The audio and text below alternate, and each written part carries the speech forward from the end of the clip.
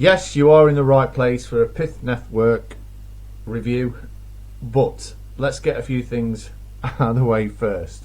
One, I'm not dim. I do realise today this is the 2nd of December and not the 1st, but I had this idea of reviewing smaller cap coins today, and it'd look pretty daft on the channel if I started on number 2, wouldn't it? So let's get that out of the way.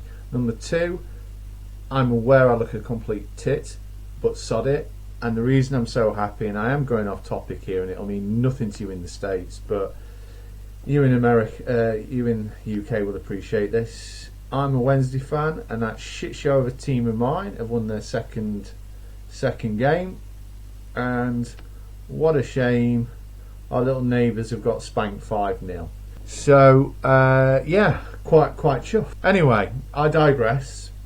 Let's get on to it. So Pyth Network recently gone on a little bit of a charge, and its market cap currently sits at 650 million, and it's currently priced at just at 43 cents.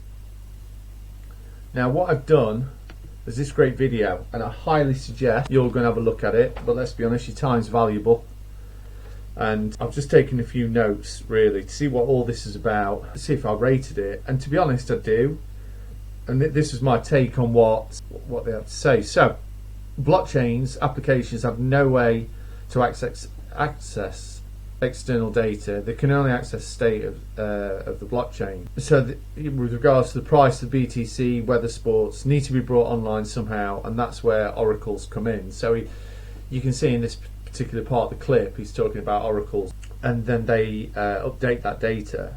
And the point he was making is, that data needs to be trustworthy, and there was nothing wrong with first generation oracles because they solved this trust, but it was at the expense of speed, and that was fine for first generation DeFi on slower blockchains, but this wouldn't really work for high throughput DeFi or derivatives on fast blockchains. It goes on to say that, you know, the financial data is really expensive. In fact, it's worth 6.6 billion in 2022. But the problem is that data is free just 15 minutes later. So where you actually go, sorry, I had to lose it. I couldn't take myself seriously anymore, and you're probably happy I've lost it anyway, the old beard.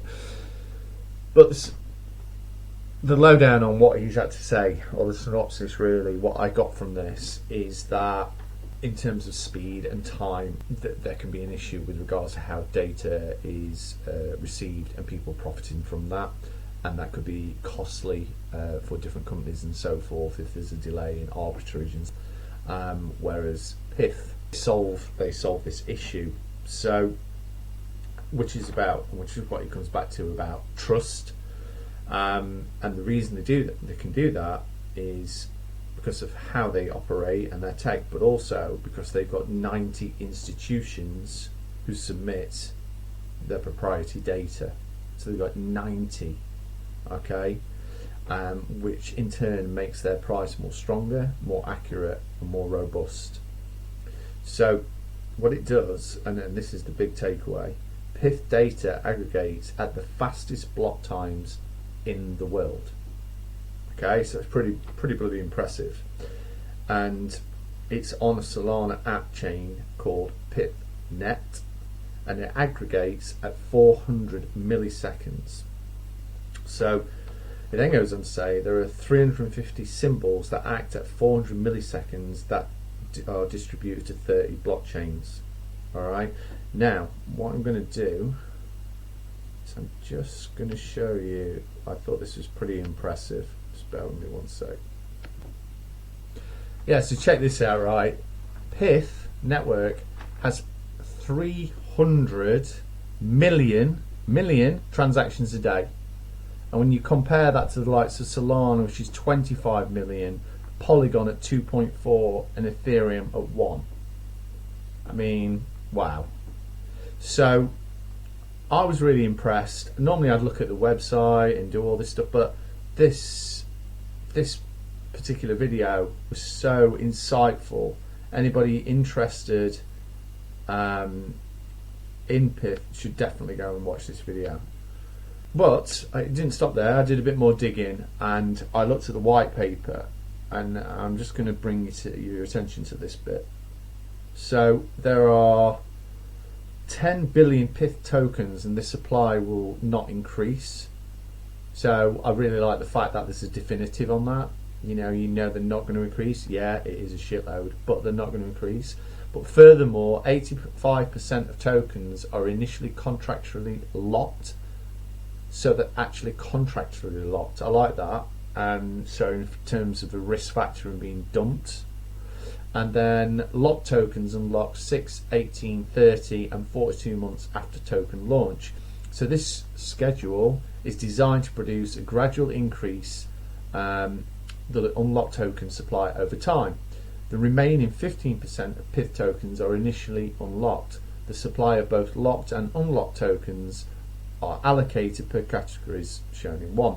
So that is always one thing I'm going to be looking at, and I just want to be mindful, guys, and you need to protect yourself that you're not getting into stuff where you're at a serious risk of being dumped on for obvious reasons.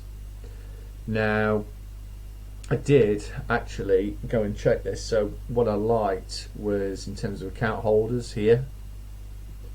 So we've not got any significant party with, like, I don't know, 70s, 80s, 90s, one account.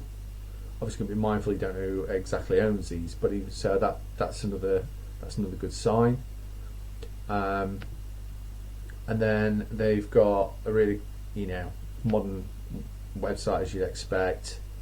But they're 380 data feeds, and when you look at some of the partners, such as Binance, for example, obviously that's a standout for us in the crypto community.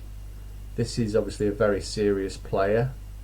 Due to time constraints, I've not managed to see how they stack up against their competitors in this market. But if they've got, as he claims, they are the fastest in the world, then obviously that is a hell of an advantage, isn't it?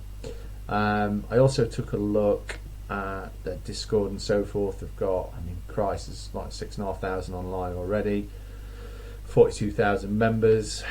Have a look at their Telegram group as well. Yeah, the 8,639, and there's over 1,000 of them online. So it does seem like a project that's going places. And also, I want to bring your attention to this, and maybe you got in on this, and if you did and you were one of the ones that got rewarded, then congrats. Let me know in the comments if you did. Airdrop put 77 million in the wallets of crypto users.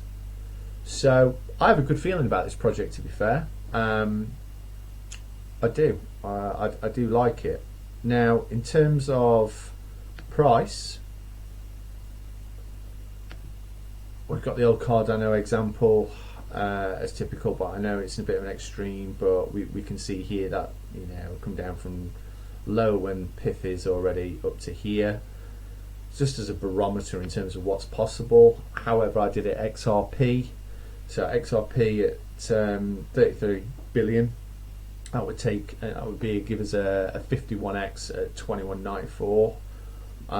To be fair, I think it's got bigger potential than that. And I actually had a look what you need to do for 100x. So we're looking at 66 billion. Will it get there? Who knows? Hype and so forth. Maybe. If Cardano did 80, it certainly seems like it's possible. But for me, I think it'll sit somewhere between above the 50 but below the 100. Gut feeling, and that's all it is.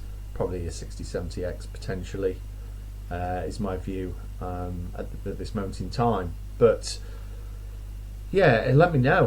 What do you think? Do you like the project? Are you into it? Can you see it going places? What do you think it'll do in price? And also, I'm going to be doing one of these every day. I've got to bang another one out tonight, so we're back on time with the day sequence, if you like. So we've got the second done on time and so forth. So if you'd like to see more of this kind of content and me research other projects like this and present this information to you, please give it a like and also give it a subscribe. Okay guys, and thanks to all the current subscribers. It's been a pleasure, and I'll see you in the next one. Cheers.